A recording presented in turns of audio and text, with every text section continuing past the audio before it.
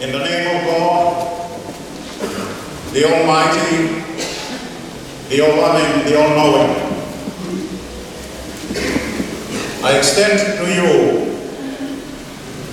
the warmest of welcome to this service in celebration and in memory of the beloved Mother Queen of Tonga, Queen Kalaiwalu Mataaho. Tēnā koutou, tēnā koutou, tēnā koutou tātou. Kia orana, tālo lava, malo e lama ni e Hawaii. Nisambona Vinaka, namaste, tālo handi. In all the beautiful languages of God in which we greet each other tonight, tomorrow, as we'll continue to. Your Royal Highness, Princess Ilorebu Tuita, Your Royal Highness and Excellency, Latu Puibeka, the Honorable Moheofo Kalaiwalu Pareamotukola, and members of the Royal House of Tupo, members of the nobility of the royal rank, traditional keepers of Tonga's history and culture, the Reverend Rex Nathan, acting Tumuaki o Te Taha Maori, Te Hahi Wetiriana Aotearoa. The Reverend Prince Evanan Dandan, the President of the Methodist Church of New Zealand, Te Hahi Wetiriana Aotearoa. The Vice President, Wim Webster, Dr. Teta Naha, member of Te Taha Maori, members of the clergy, the chairman of tonight's memorial celebration, distinguished guests, ladies and gentlemen. It is my duty, a blessing and indeed an honor, to warmly welcome you to this service. On behalf of the Methodist Church of New Zealand and the Tongan Church and Faith Leadership Network in Aotearoa, New Zealand.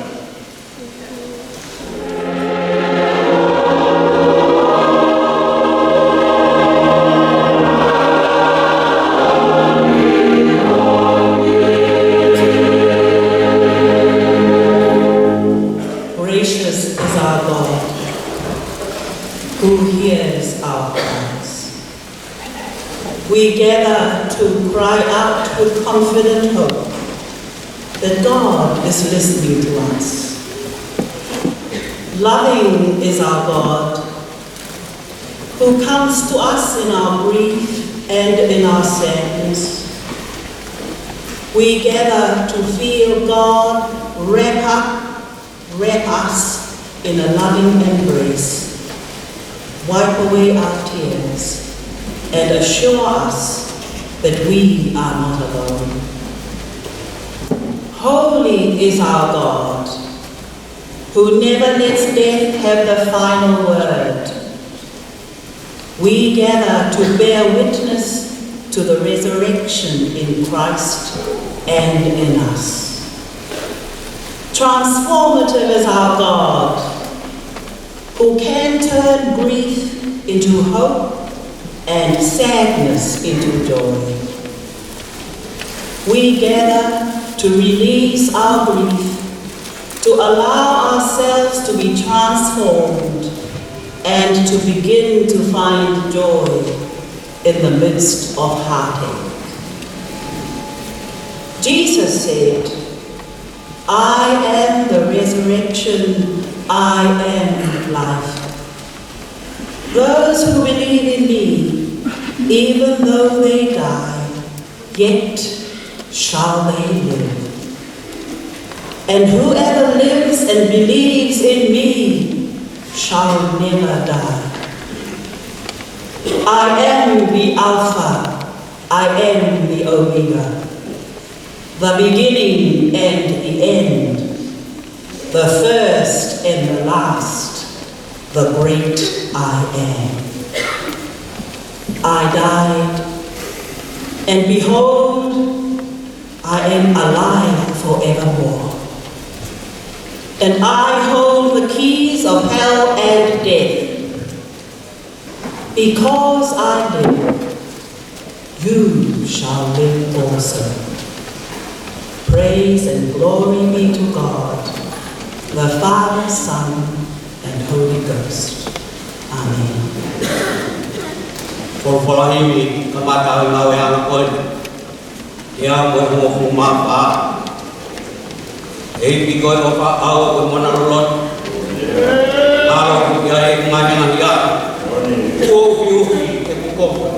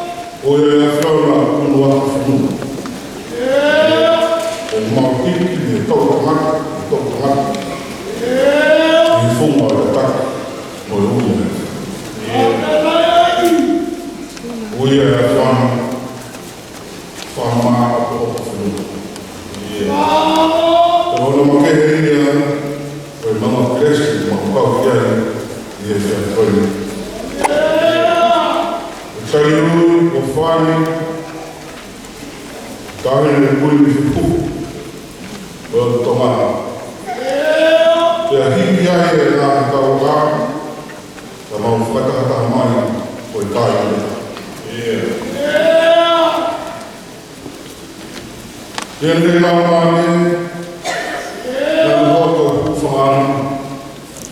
le ki nā o whai. Unga ki ai, ai whanau o whakuina mana. Whanau maru ai, ai whanau na ki a. Ia ne tari ui mo whai. Ma o whai ta hae e whewkoina. Te toa e ngā noa e whamatara na tōru.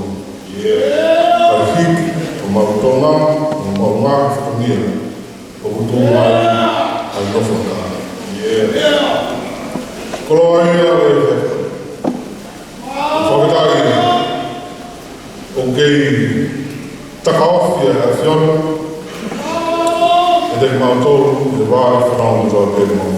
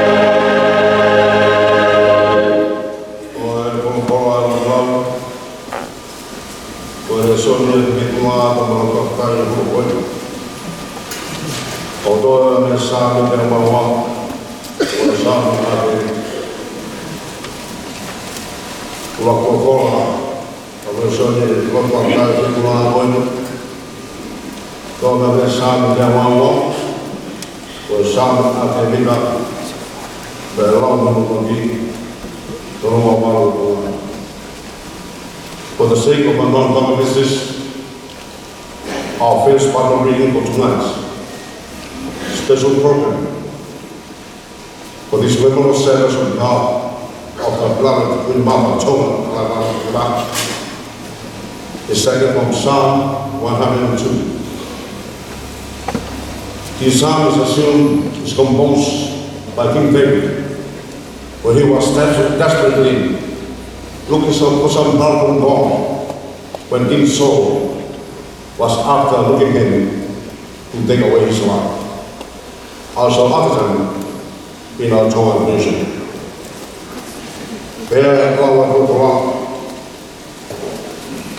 anongo ke kotua skawa, e awa kutoa e kukana, o te hanke, o kea mamahi, ia lea.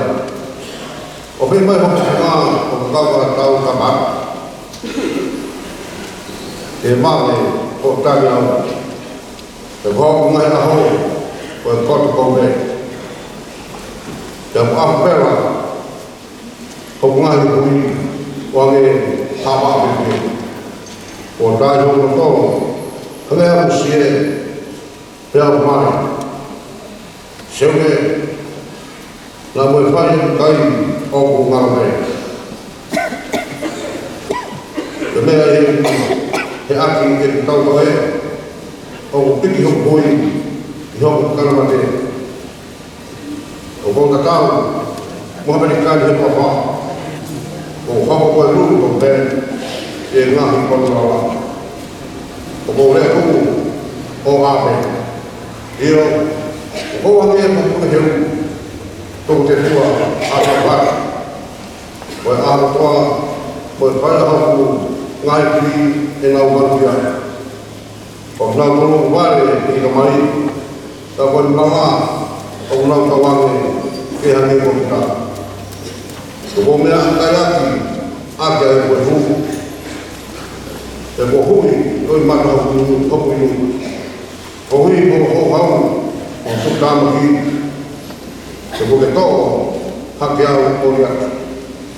O wai aho, o hangeha aka o pare. E ko mai, hane, kamusi. O koe soa, o kapio rana. E ko whatu, o mulau i tōka haka. E ke tuhake o koe, te ke whaatui asa ione e hoku ngā eni te whaio io o hokosia ono taini toa e hokau te mawiki o rata i ono ngāhi muka e ura kopa ki he e whukona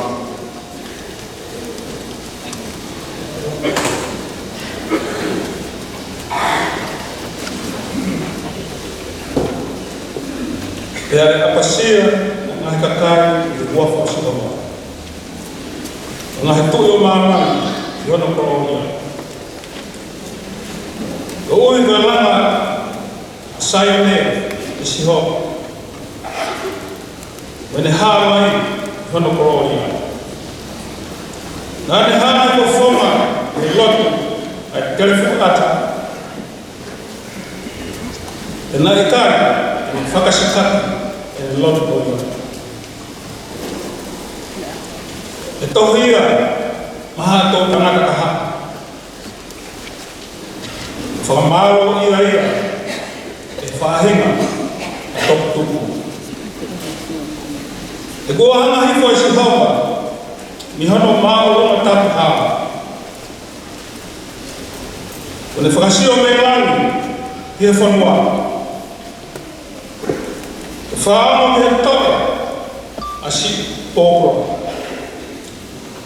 E veterani a kakare, o tuku ke auha. Ke aau i Sayoni ai kuafa o Sihoa. E mohono whamāua ia Seusau.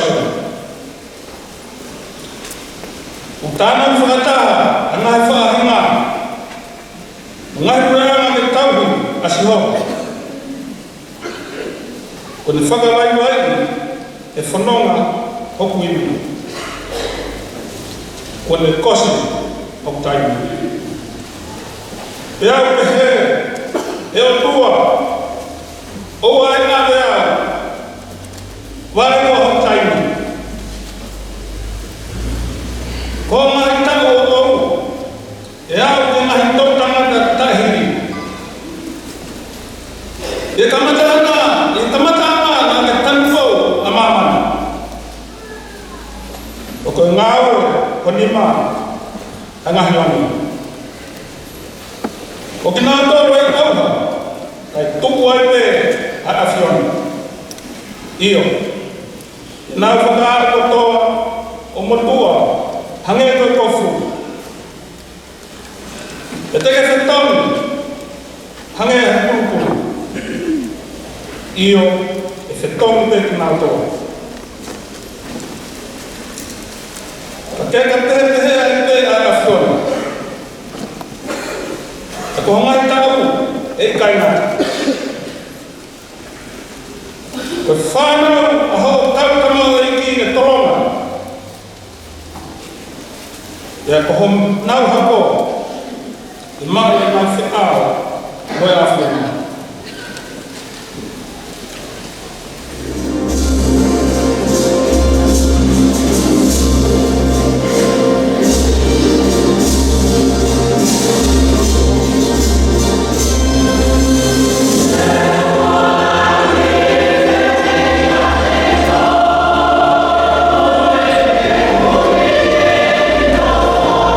Oh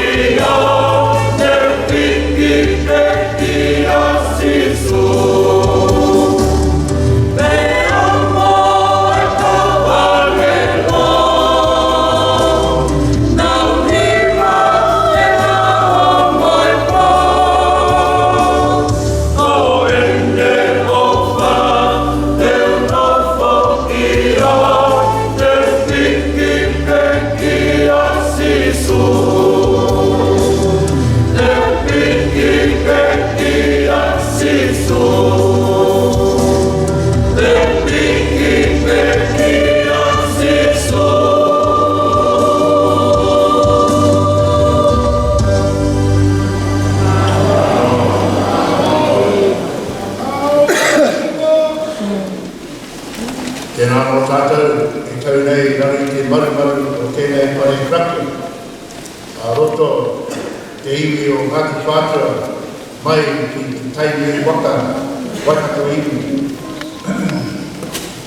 So on behalf of the Roku Te Taha Māori o Te Hāhi Wetiana o Aotearoa, Princess Pualeru, and members of the royal household, welcome. Members of Parliament, welcome. Members of the Tongan community, welcome to Ngāti Whātua, Waikato. I bring greetings from our Tumuaki, the Reverend Diana Tama, who is not able to be here this evening to share with you in this sad occasion of farewelling Queen Mother, Paraiwaru Mataaho. But in saying so, I might add that several occasions that I've been able to attend the Free Wesleyan Church Conference in Tonga, that she struck me as a fun-loving, a welcoming person who you did not mess around with too much. I also had the pleasure of accompanying King Tuheitia and the Kingitonga last year to the 90th birthday for the Queen Mother. I have to say that there was a grand spectacle, one that we'll never ever forget, in the splendor of the occasion and the colour and the music and the dancing. It was a truly wonderful occasion to celebrate that 90th birthday with the Queen Mother. But here we gather to farewell the Queen Mother as she continues her journey back to Tonga, back to be with God Almighty. It was God in the beginning, and it is God in the end. Arene te whaia, tēnei te ino e te mia ki nei kia koe. E tai koe kia rātou a tini mātua tupuna. Ka ore koe hoki mai wainani a mātou a te wā e tītake anō tātou. Koe tēnei te kaupapa e tō tātou kaihana. Ana nei ho mai, ana nei tongo hea. Nā reira e te whaia, e moi, e moi, e moi.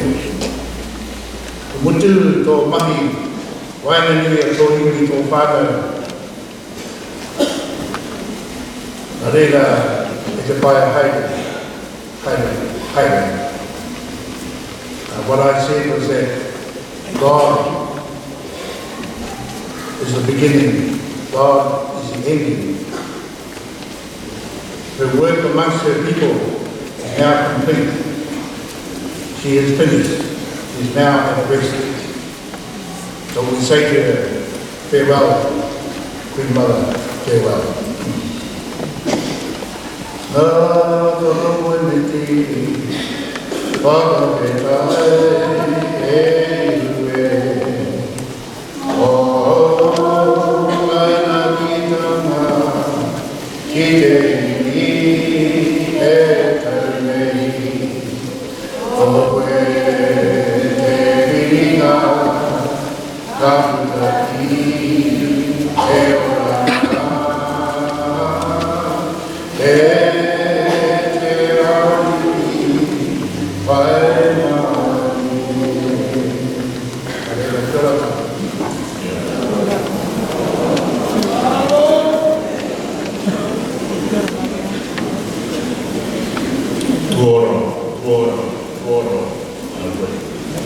Whakatapu ki he atua mafi.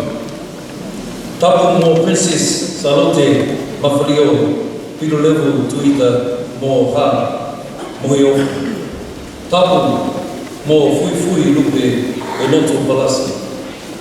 Whakatapu mawahe ki he, ta hine, kuine, whihuhu, oe o tū tonga, oku, ne tōtu whā, he api ko atalanga. Ko whanga e ngahi, tala whakatapu, ka e ata ki e ua whai atu e arene. On behalf of the New Zealand Government and its Pacific peoples, we would like to offer our condolences and share in the sorrow of the Tongan family, nobles, and the people of Tonga. There is a dark cloud hanging over the Kingdom of Tonga with the passing of our beloved Queen Mother, Hale e Walu Mataaho. May she find comfort in the arms of the Lord, and may she rest in peace. The Queen Mother worked tirelessly in the background leading negotiations with her late husband and her sons. Her work behind the scenes is more visible in the support of the three kings, Tupou IV, her husband, Tupou V, her son, and Tupou VI, her son. And this speaks volumes about her dedication and love for her people. She had a strong connection with the Tongan community groups and families here in New Zealand, and she will be dearly missed. The Government of New Zealand, the Pacific peoples and Aotearoa, our thoughts and prayers are with the Tongan royal family, nobles, the people of Tonga, and the members of this church, the Free Wesleyan Church of Tonga. O toa maro, God bless you, and thank you.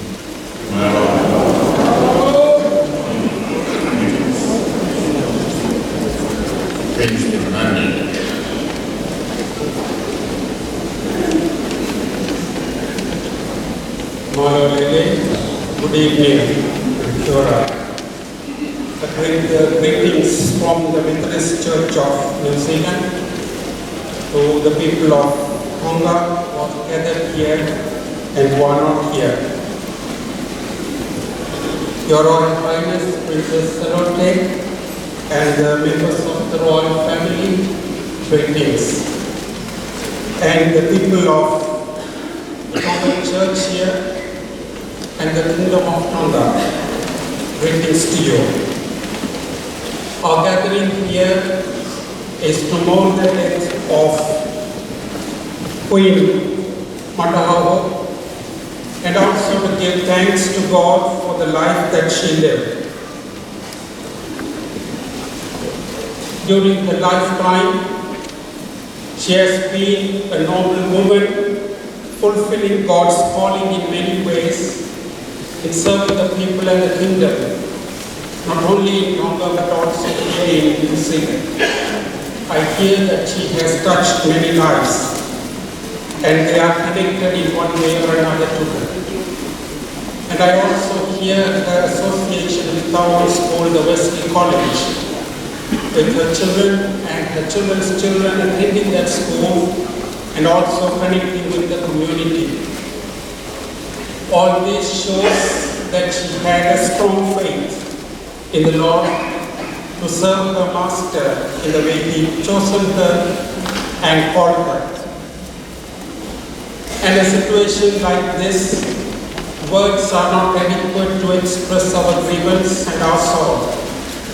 Yet we know that in our hearts how heavy it is and how sad it makes us as we hear that she is no more with us. However, the life she lived and her witness is something for us to think about and thank God for that. And her witness is something that she is leaving behind for us to follow, all those who are younger in the next generations to come. So in all that, what can I say? I would like to quote the words of St. Paul to Timothy, as he said, Queen has fought the good fight. She has finished the race and she has kept the faith over the 90 years that God gave her. And therefore, for her is laid up the crown of righteousness, which the Lord, the righteous judge, will award to her on that day. And not only to her, but also to all who have loved his appearing. Now that scripture passage is an assurance to us that we believe in a God of resurrection who has assured us an eternal life, and that one day we are going to see one another face to face in the presence of the Lord. So in that hope, I bring the condolences of our church to you people of the Kingdom of Tonga and the Tongan people living here in New Zealand, and to the Presbyterian Church of Tonga. Thank you very much.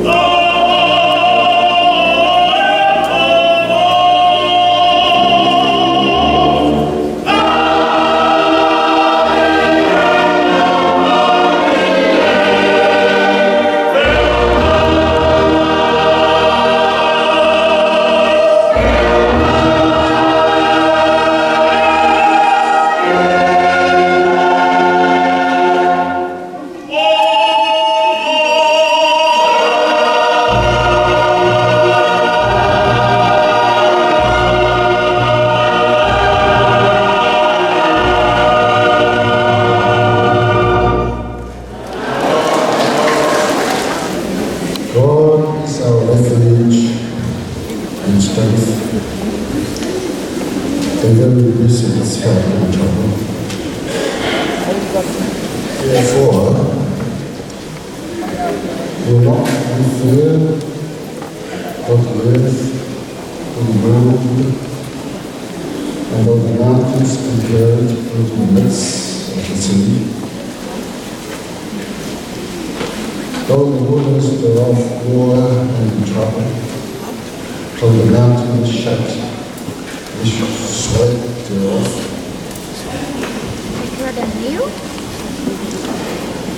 There is a river, the streams whereof shall make glad the city of God, the holy place of the tabernacle of the Most High.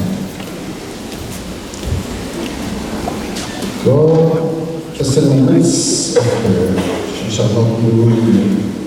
God shall help her, and her light weary. The heathen rage, the kingdoms were moved. He uttered his voice.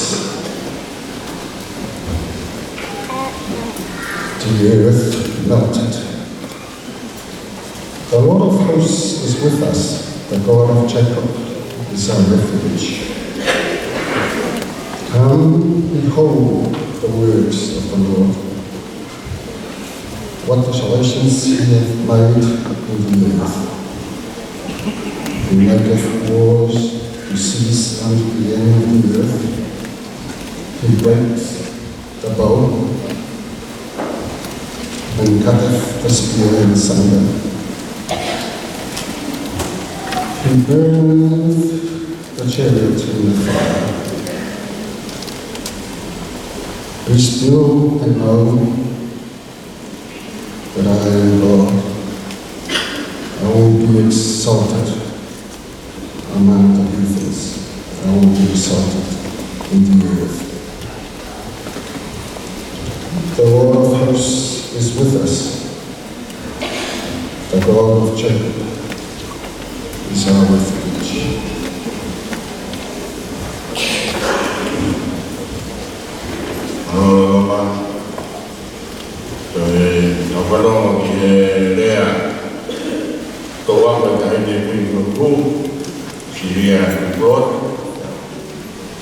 Kung kita ko'y pinimutua, o Sicilia malor, tiburoto, malor, fimami, kanto yan, ibulbuli at tabi. Pagkot pitay pramali, tua mafma, o biyaya, na ito mali, ko ikakay ko to abe, kahili, kifa matara, Doa Isaya dalam kekasih. Ya telah doa. Bertanya nak kuat yang dia di bawah. Bertanya dalam kau ia anak Katolika kau tahu. Ya boleh lihat bagi kota itu kita itu rumah. Karena aku, kaya ako pagpaparami, o ya, aku 1A, for this and I will forever be alive. Kaya tayo niya, ay karas pagkata, magkaparami. At tayo niya ko, yung hipo, ito matalo, katagkala, ako papi.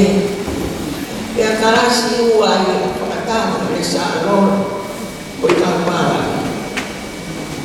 Kaya kaya na o kaya nga tapos magdodos ito abit. Kapagkatala ayan nga isay o toong nga at kahit ikaka. Nahiyo ko ay ikaw kimatong iki. Kaya kita ko otong majesya at panawalangin. Mahal ko ba bapak ko abe, wobo suat yung tulay yung ufale lato to suwala. Meillä ei pidä aina pyörittää sikiä. Ei pidä. Ja alkuun mä annan. Ja aika mun ai fare. Dai ma no ai filu. Paga fetta kaki. Koko Kalau firman kau tidak mohon ni betul ayah. Betul nama oi kisah. Mereka yang mereka katahi ada Fana ayah mohon tuwe bukan firman ni. Kau ni ayah kau boleh dimau kau ayah terang. Dan kita Kalau pernikahan kita hebat, fana, kau ada yang kau tahu kita, kau nak faham itu. Dia mau pernikahan dia ni, kau dia memang makan dia, orang boleh ibu. Katanya kita, ofengan yang dilakukan kepasaran, identifikasi o siat pun bisa. Hoko itu mau pengalaman mau buat betul. Biasa ini biarlah jangan berbodoh. Oh ya, dari mereka, maaf. Bapak kau kaya kau ini tak kita tak boleh tahu macam Iba orang tohiba ane agak aroma agak maulakan ngakoi di sifanya oktawi koya itu ibu ya maka kemaro kita berkata koya kefe namanya si fofola itu Kenal dia lupa ini pemahami ketik nato. Dia ini fight for lama, otak ini. Kau biasa dia lagi doa, berkulit, berkirim doa apa jual apa. Untuk firman, dia fight, dia firman kota lalu otak ini. Lagi kini lawan berdoa, dia percaya kasih nato. Tại do mình các người có một ngày cầu về và mau mai kiểu tốt vì ngà ok tôi mau về và ăn yên để tốt tôi mau ăn mẹ nhưng mà phải tôi nhá đều lên để làm để vì nói cái cầu để tốt để cả với ăn ai phải làm ăn cái quân đã cái mua ăn quân ta qua cái Yahweh dia berkata ana tak kau pakai hok si dengan kau dengan fae kotor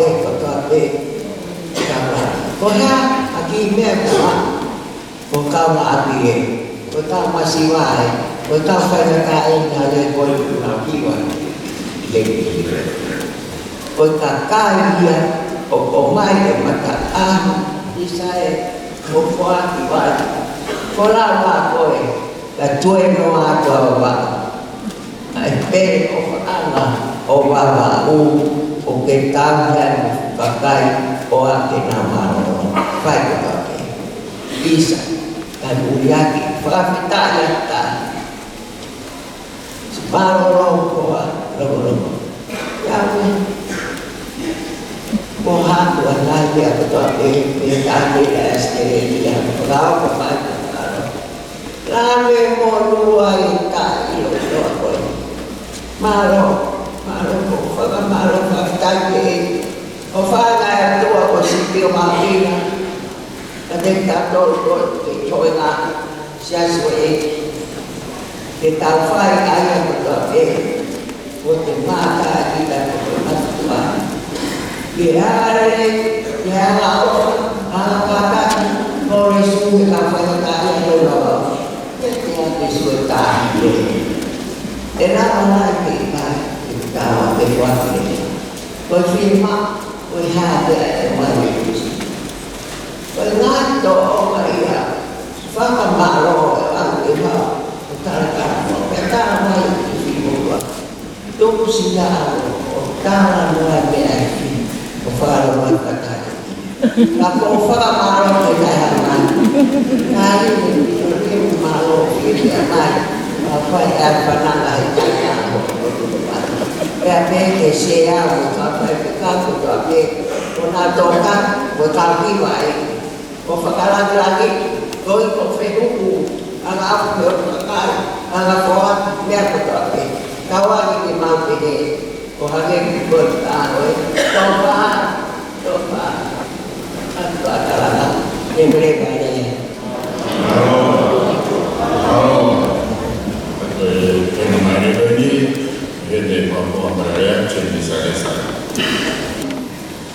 Katapu ke afio, ai o tua mafu afi. Katapu ke he ta hene princesi, salote ki lo leku ma fle o tuita. Katapu ke he fale o hamu o fo. Katapu ke ta hene princesi, la tufu beka te ko aha. Moi fui fui be. Katapu ke ha no be, kai maa fuki ha na ta kore o mea i he. Yo ana oi o tua i he whiawhinu. Katapu i sea. E watuane whakatapu ma kehe. Ke ta ahene huini whehuhu. O si tōtō wha e akalanga i he whiawhinu. Ta ahene huini halapamu na ta aha. E whoke kōle ke uku whanga he ngai tāwhatapu o sa whakia ni moana ka te hama o o e whengamari koe ni ki whae atu haki ni lea no no. Nea mope o si tōtō wha a ta ahene koe ni whehuhu i akalanga he whiawhinu. Ka kōma veri pe o kuni awhio pe hini i he whiawhinu o tau tōtō i hono awhio anu. Koe whae whehuhu o kore ana tō ngā. Kone tā whuki a ngahi sīpinga lelei a pito ke te tautora mototoa. Ki he kure anga, ki he lotu, ki he kakai, kai tautau te whitu ke te taua whae. Koe o wha, koe uho ia, koe whae whitu, koe ni halaiwa ni aha. He koe ne o whae ni o tau, lau te ama iai i he whiawhinu, e ka o mai o whakaapapapa, si e ne haa. Koe ne o whae ni o kai te tau lawai o hama ki he whakaloto o si hopa. Tō lahi hang e kau tonga o ke whatonga i nau si tuka koe. Koe o whae ni o heni ai, a si whanau whaika a ia. Si whanau nā ne toka nani, pēa ni o whae e ngai tāo lahi. O ko hatu heni e ku pōpua ki tarama nō mo i ofalahi kia te kore ka heni princesi Saote Mawhilea Tuita. He koe whetu una me o si tauwha tō tauwhalahi ki ai e whanaka ia koe ahoi. O ko lere me te i he whiawhinu ke whakahau ato ha ofa me whare lea mo sina. Tata te whito, me he lea. O watu whakeheni e ku whakamālo te honga ki he tonga patoa ni mawere atu tukutuki o matapāka pāna o nofu he te tuku mana ala te. Mo watu, ai ola o si whiri o e whiawhi ane a whi. Ne mālohi a ki whiwhine leipa koe o Jacinda Ardern. Māloha pito se motokoni. Ani mālohi a ka e seti e whitu. Koe hako hoki au o penisi mana tonga. E koe mea whakaekia o le whiawhini. O kua whuutuna au pito au. Ke ne whakaekia. O koe manaka melia. Nā whuke si au pito mahana tau pāla. I numalo whatonga.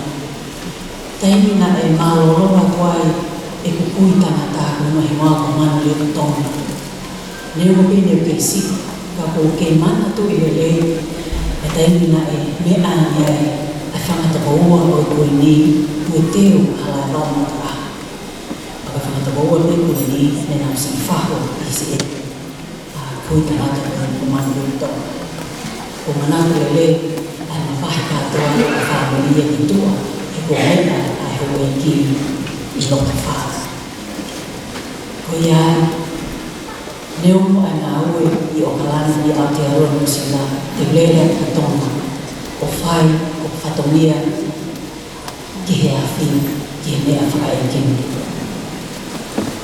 Taine princesi ki le tuika o patueni a la whalahi ki whitu una ki toa whaka ki motono o toa kai motono mahalo. Koe wahiwa e mankau mahai kuai, i rewea na hopa mai ai a e polisi Western.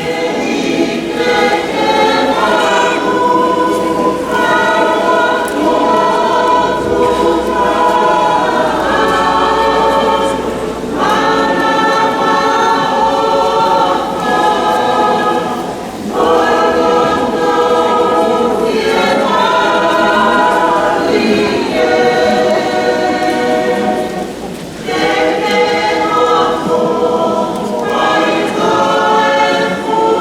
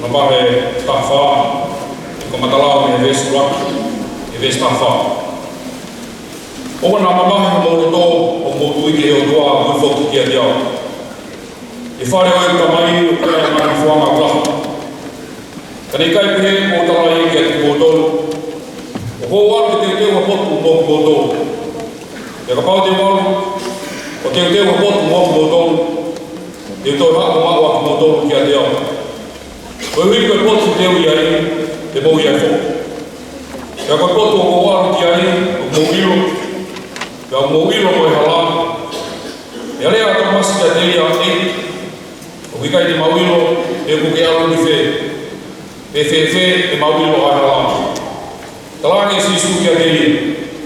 Wau koe hala moe moni ma moe moui. O mikai hala tangata taha ki ta mai, kai a te au me.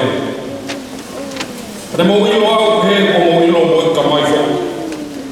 Ia ngata me heni o mo ilo ia, ia ko mo mamata kia dei. Ia rea whipe kia dei a e, whaha kia te mautolu ai ta mai. Ia mau whia maari ia.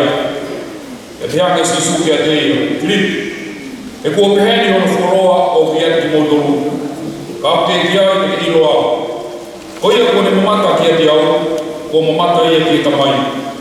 E whewhe ai ha pehe, whakaha kia te mōtolu ai tamai. O wikai te tui o kui, o kua ui tamai, moi tamai kia te au. O rea o rea ki kia te mōtolu, o wikai te rea ki kia te au, ka koe tamai, o mnofo ia te au. O kune whai, ai ngā ngāu. Tui mea kia te au, o ko ui tamai mo tamai kia te au. Ka pau i kai, kia tui kia te au koe ui, koe ngā ngāu. Koe mōni o kotalate ki mō tolu, koe au tui kia te au, koe ngā ngāu e kou whai, e whai e hoki. Kia te whai mo ia, o lai haki. Koe ui koe aru ki he tamai. Koe mea koe pēr te mō kone hoku a wha, e whai ia, koe ui ki whakahonga renga e tamai i alo. Ko ia koe pēne mō kore, hoku a wha, te whai.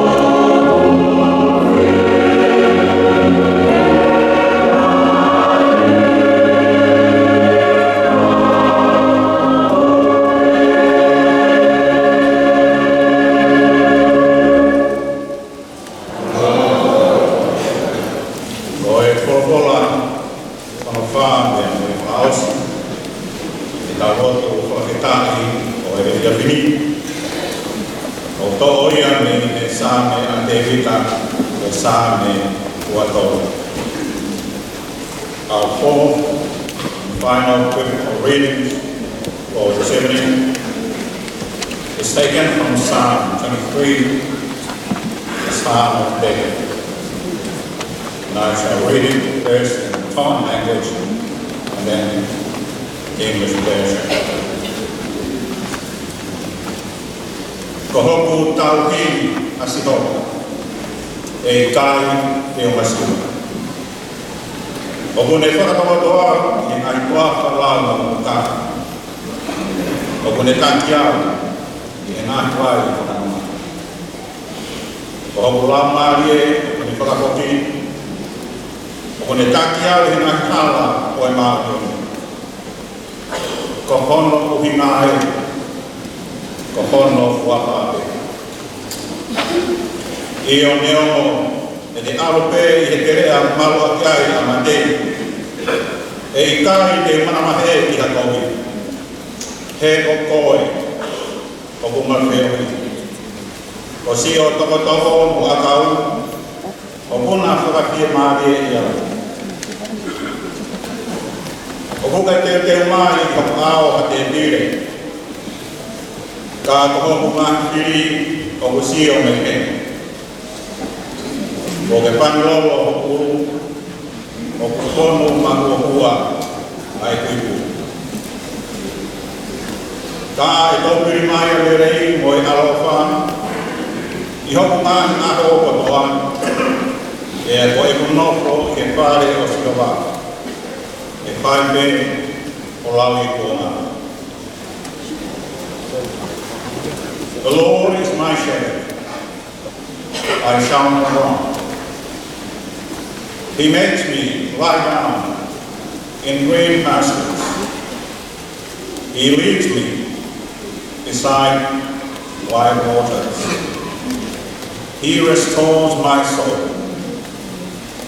He guides me in paths of righteousness for his name's sake. Even though I walk through the valley of the shadow of death, I will fear no evil, for thou art with me. Your rod and your staff, they comfort me. You prepare a table before me in the presence of my enemies. You anoint my head with oil, my cup overflows. Surely God, goodness and mercy and love will follow me all the days of my life, and I will dwell in the house of the Lord forever. May the Almighty bless his holy words, that it be inculcated into our heart and soul. Blessed is his holy name. Oh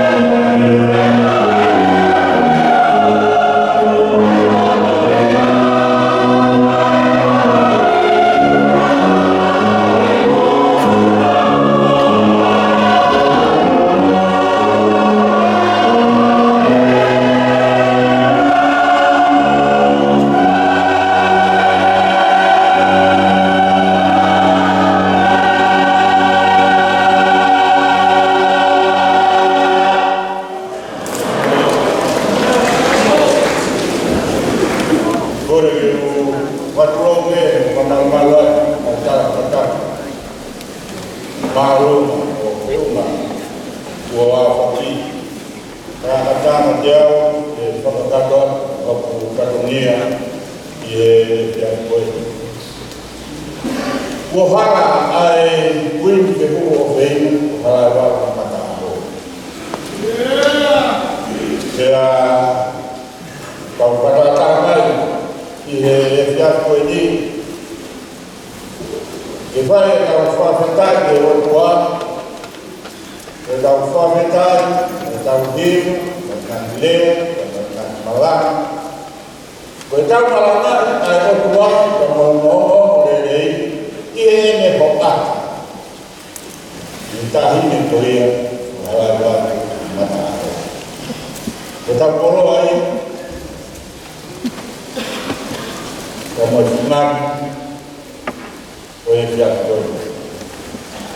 Ko rai koe, kawa fusu, o mai loloa, ai e fiat koe. Kawiai e whawhetai ko i koe awhai kauraro, ai ne awhio, ko mōono, kai maa win na nasi pau. I he laki tau mamao, kai tukumai e whaika maarie, o mnau toro whakautua i Aotearoa, Kusira. Tēnā ulawe ha inasi, i whakaha, ai whawhetaki, te moe kofu, moe koloa, aia koe wing te huhu harai wau mata. Te kapau na e whai te ako atalanga a mea hon kotoa. Ko rame me halafusu maharo, ua tō watu hau mea e. Te kai lama me tau ngā api o mao na toka te hu. Ka kou hi ko tau na mao e lana o e nea hio. Ia mo wini na me whare o mao te ofa. Ka koro ai ai me ia. Talo e hoko ai para, ai hatu, o hamo o fo, ki e monua koe ni, ki keke aha ni heni, koe stori. Koroa Aotearoa, a hoko, me e whiatu pa hoko i nima, tau koroa i ai a koe. Te whai a roto na mai whawhetai te rotua, koe uhi, koe tahine kuini te ruhu, woni mara, tau whawhetai. Koe uhi, koe koroa, ane tuku, te hoko ia, koe huhu, o tokoni ka te tau roto, ko tau wā alai. I kai matai, ka koe whanani whoku, te mea heni, ai taine prinsesi, Kau nak boleh kuit, emang tak tahu lah, princess lalu di belakang dah. Awal mata awal yang muda, jadi sarot mau makan kuah. Koi koro ayah. Yang mau lama, mau bata-bata, kau di, kau mau beaman, para kau. Jadi ayah tak kau di, nyawa, ayah tahu faham, ayah prinsip hui adalah, aku bayar sekarang, jadi tahu mana, beaman, para koloa, ayah nak bawa roti. Whakapetak, o whakapetak, tau te tamata. Ia e Palestini, o siastes kiana tawa taina o maa, ka koe whai whakauta, ka tau o daa. Kia mau, moro mo wale ai pe, e si vinga e tawa e Palestini. Ia, ia whungani a pe, ai eito si sukara si, Ia kano e tahine o peina, kuini te kuku, ala wala ka. Rāko tau hua, ke taki ua, taki tō, te lahi a. Ko o ni pe rea tō ngā, si pe, te mori mori. Ia ko kui, ia mo ke koe lahi, e ngai hiwa ke whai ake parāna tua, ia koe. Ka kuata e whakamārola, ni tau hiwa e. Tau mā, tau whai hiwa, e lawa nai. Ak mo tōru na e kai te whakora kalama, nā mūrawa nai nai oa. E pehe a mofa e kua, rak ta wāre te o tau nasia. Koe ai, kai te whia. E mātola ka whaikau, o whiai e mea o mau fua kawa whiai e daiku mai ke whae e whanonga whaikau o kōta koe hiki whakini mai. Ka te mea e ua ki tanga mai. Uat, koe wholofola pa koe koe, ua koe ti, ko hono whakahoko koe wholofola pa. Kore whanore mōre atu, i hoki e ti. Tā e tā hini, kui whengu hō. Halai wari kata aho, ai whakahoko whakonia ko koe ti. Koe toko lahi koe no mātoru koe koe te. Lawa pe marama koe kuna, ka mōne ruku hoa e tau sia ora. E tau whaikotonia he sia ora, ko hono whakahoko ia, a mea marama i koe me tukunga marama. Mea ea, e whia, e koroa ia, a hoko. O hama e tahi ne kui me rukumu tā, ko hono apply. A mea koe ia marama i tukunga marama. Kia te nau tōru, masiwa, no whainata. Io, e nā ea ea, ai lan, no te mea koe e ki. Nā kai ke koe a ea, e te pare, e nā sina koe. Nā ea, no lan, no iwi, no mawhai. E nā hara koe a nā, e nā maraka whakakoro, e nā matatahi, ka me nā whengu ke ke. Nā kaura e ki, e me takai, e community. O pehe ayama o manak ofa ko e kui ke o pehe o e tau ke ni ai ke te aka ko ni. So historia ko te taha. Ko tau e hane o kauri e mau ki tātanga ko ni e tau tako tonga na te roa ni sila. Tau e mau ko whenga tako o si e maali ma ko ni skulone. Ya ko sea que imaginayo que tener ni o se no la cuata con el taurí de que hay que lava. Kama ufaa kita pues taha bene ni fua fai faronia ya ma ufaa taha mai o mahino alma o grupo o community doen para taha vai a taklo ya lava ni para taha mai taklo. Tata habe na upai whatoria, na inasi de koroa o hoko. Kai wewe o kumapake whaara, ka maurami o maara. Kai maurami o iatuan, wataha ka muruana ka kumapake o hoko. Wamara hoko ka kaupure, wa whanua, wa kumulisi ka maa siasa, o siriana, tohi o whaata a whakako. Bomo ibe e kau tātana o e kau taklot nanga kalok tona koe a dewa na sila o hiko mutari lei e mau lava mai o whakatata na katoria kati whakmawa koe heo kane e rā koe e kope tāri zai ma koe kehe koe a koe e mamaro na kia e koe e via vei e o mata o a koe ko toe toku whakatata o te matai na mo whaina mai o si a koe e matai o mata roa ai e tuari ne kakau e lea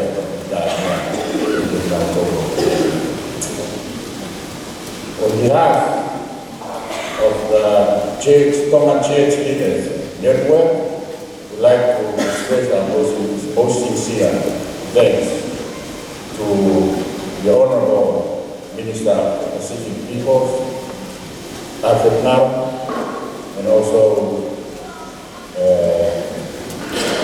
Moka. Thank you very much for coming and also conveying greetings and condolences from the New Zealand government. We are very grateful indeed, and it is also empowering and encouraging, and giving us power and inspiration and a message that you can share with us.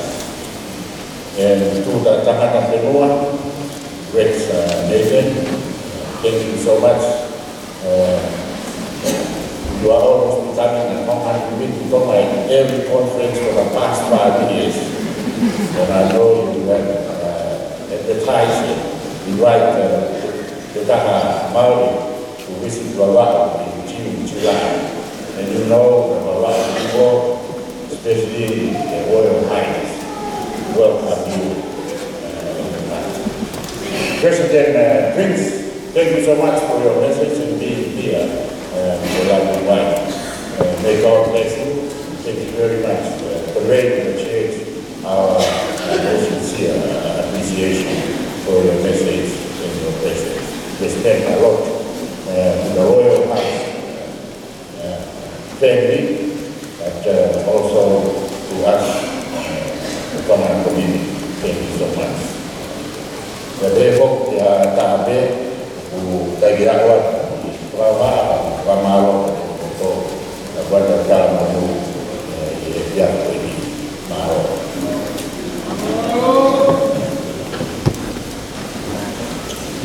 Với cao hình của cô, và các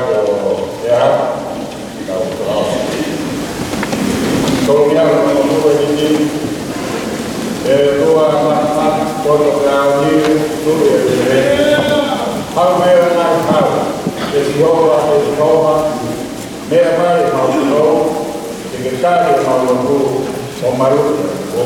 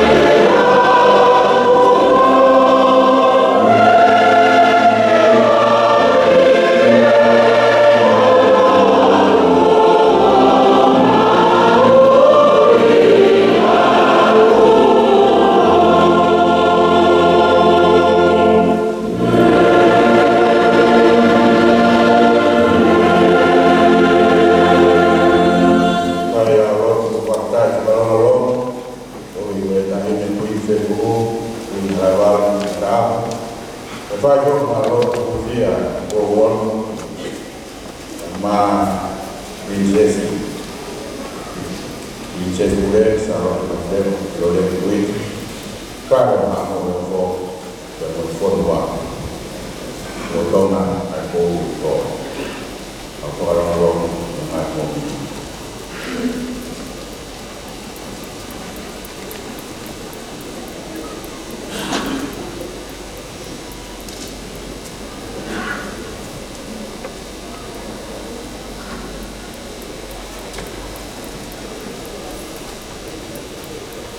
Igreja da Igreja Jesus Christ, offer a tua, eu lá Maria na cruz,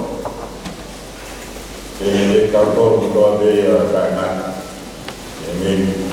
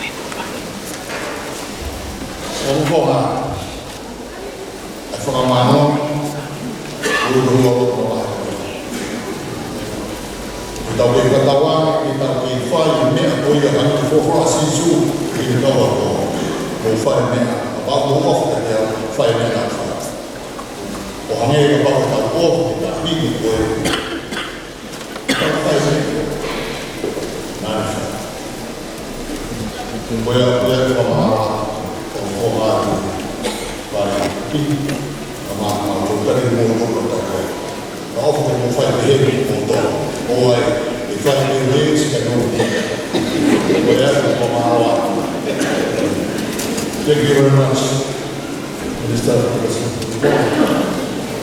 Also my friend Rex, and then church, and also my beloved brother We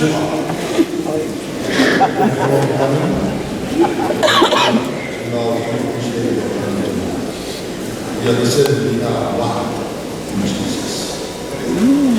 Many times we are having our own, faith and belief.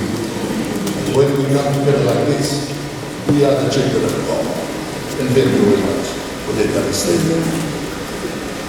And also to my fellow friends, brothers and sisters from Samoa, Bogalan, Fiji, and the members of the South Pacific Forum. Thank you for your coming, make yourself comfortable. Come and join with us. Share with my sympathy, share with my sorrow. We thank you in the name of the Lord Jesus Christ. Your Majesty, the royal family, we are here. Do appreciate very much your presence tonight.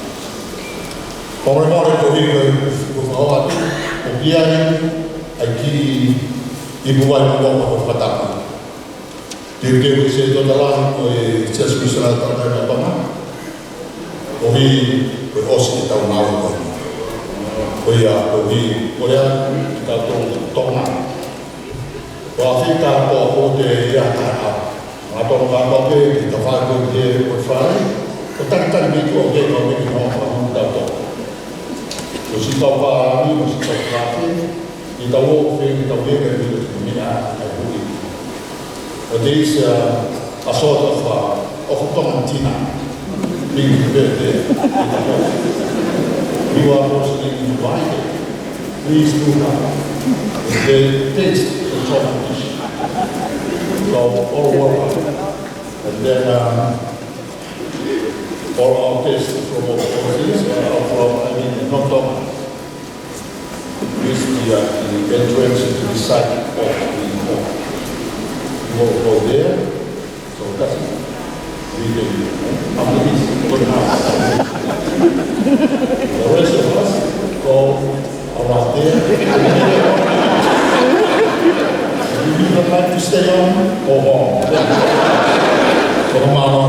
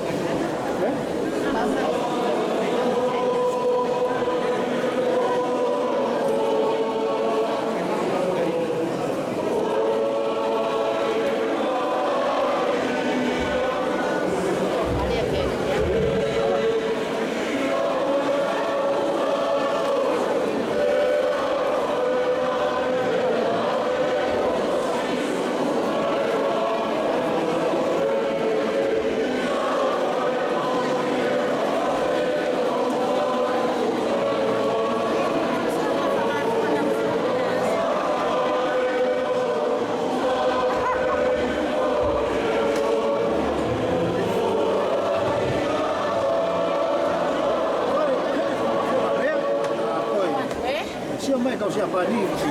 Maka mahu area tu koi.